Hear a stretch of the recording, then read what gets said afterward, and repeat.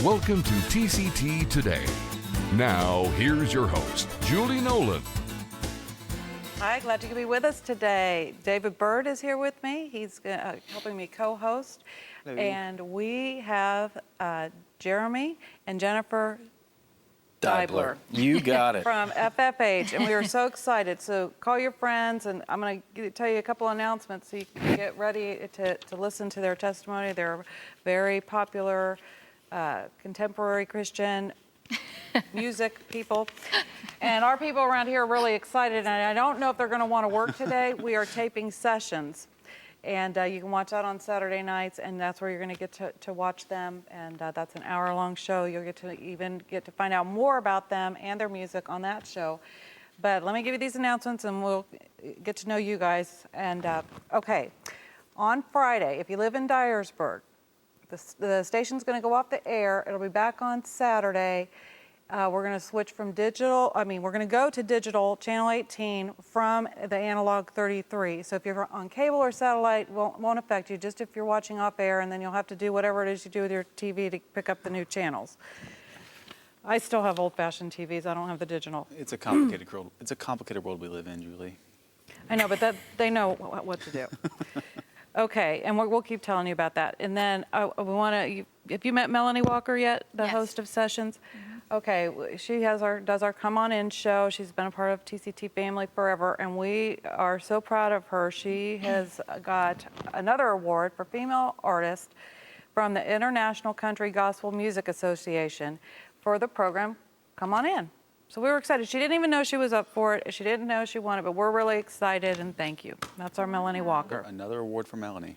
And we have award winners here with us today. We have award winners here. So thank you for being here. No problem. Thanks for having us. They're so calm. Not on the inside. Was it really live?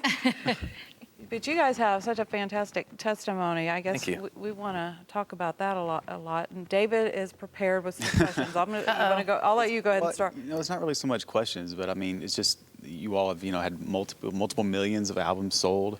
Had tremendous popularity, and touring, hardcore touring for years and years, and part of that of your testimony now is that you just walked away from that. We did. We took about 2 years away. Actually, we had planned to only be gone maybe 6 months or so, and then it was almost like we gave God this opportunity. Well, we followed Him in obedience, but gave Him this opportunity to do whatever He wanted with us outside of the band. And we went through still are going through a lot of life.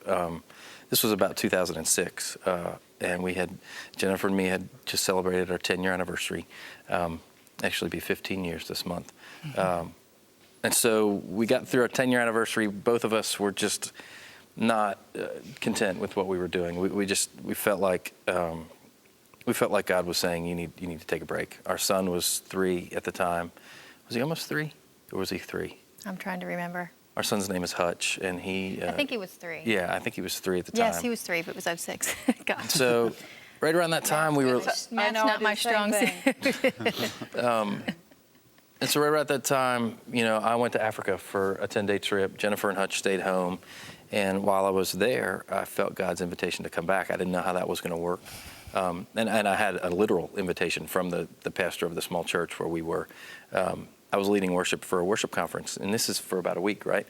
And so right before we get ready to leave South Africa, now again, this was March of 06, he said, which one of you guys is going to come back here for 6 months and continue what you started here? And he wanted this church to, just sort of grow in their worship and train up some volunteers. And so I felt like it was me, but I didn't know how it would work. And I called Jennifer and I said, look, I feel like you should maybe pray about spending some time here with me. And she's like, okay. And so, I'm not a mission trip guy, and I didn't even want to go on this trip, but I felt like God wanted me to go. And she had always said, God, I'll go anywhere for you except Africa. That's such a terrible thing to say. It is. And so... I love putting conditions on God. Yeah, and that's so... And so anyways, we get invited back, over the next couple of weeks in FFH, all of us decided it was time to take a sabbatical, so both these worlds sort of collided. And how long had you had the group at this point? I started the band in 1991. 91, when I had just turned 17. And so, I mean, it's all I've ever done. And so we walked away from that for what we thought would be at least 6 months, moved to Africa for 6 months, and then came home. And during that time, Jennifer lost her only 2 grandparents that she ever had. I was diagnosed with MS. We had a baby.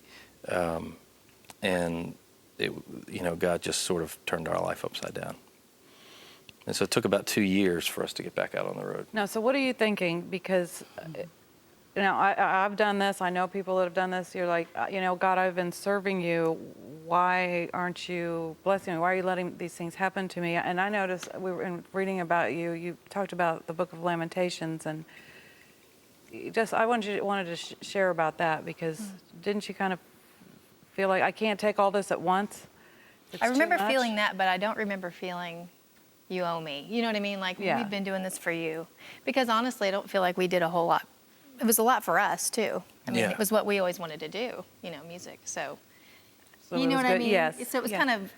it was for God, but it was also what we wanted. So I don't remember feeling like, why did you Some do people this to do. me? Okay. Yeah. But I mean, maybe I did at some point, but it was more. no, that's great. I mean, can't that's handle awesome. this. I mean, it was more like, well, I don't know that I can do this. It was just too much. There was a lot of water under the bridge, too, just emotionally in our marriage and spiritually. And I think that we both, when all this stuff sort of happened, I think we both underneath went, okay, what is God doing here? Yeah. Yeah. And we had personally been through a lot of, started counseling a couple of years before all this started. And I think God led us through that to prepare us for these Okay. things that were coming, So, I mean, That's good. he had prepared us with counseling and, couple counseling and, And 6 months in Africa. yeah. So, I mean, we had a You had lot of had a preparation break. before we Yeah. got like the diagnosis and so he prepared us for it in a way.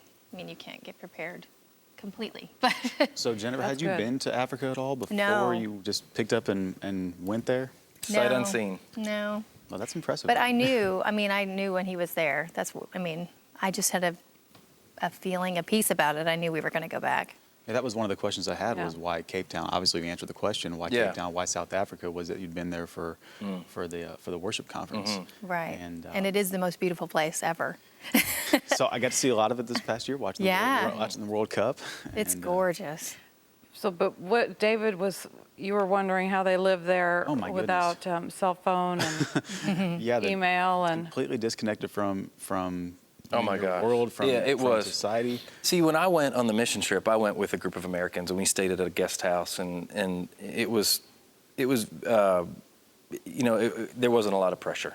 When we went, I remember we flew through Europe. We got our connecting flight in Frankfurt, and so we flew overnight to get down to South Africa.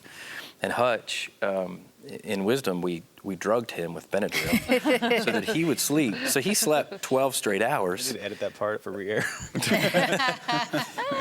We don't recommend you do that. Yeah, Little disclaimer. Don't do that. But we Unless you're slept, going on a long flight. and so we get there. Kidding. They pick us up in this car that we've bought, sight unseen. They drop us off. We drop them off, and we go to our cottage. And like you said, we're completely it was just, somebody turned off a light switch for us. We didn't have the creature comforts. We didn't have, landline phone, no heat, no air conditioning. Turns out it's cold in Cape Town. They have that stuff, but it's very expensive. Sure. And they've come a long way even since we've been there. Yeah. And we had a cell phone, but it's so expensive to use it that you send these tiny little texts here and Yeah, there. it's really expensive. Well, I know that I can't go more than 15 minutes with that, well, except when I'm sleeping. I can't go more than 15 minutes without checking my email and Facebook. And of course, as soon as the first thing I do when I wake up is pull in my emails. Well, the thing is, you can't. But when you're forced to, for several months, what happens is we got away from that for so long that the silliness of it. And look, I say this to us too, because we're back in it now. Oh, yeah. But the silliness of it becomes more apparent. The more you're in it. The South African lifestyle is just so much slower.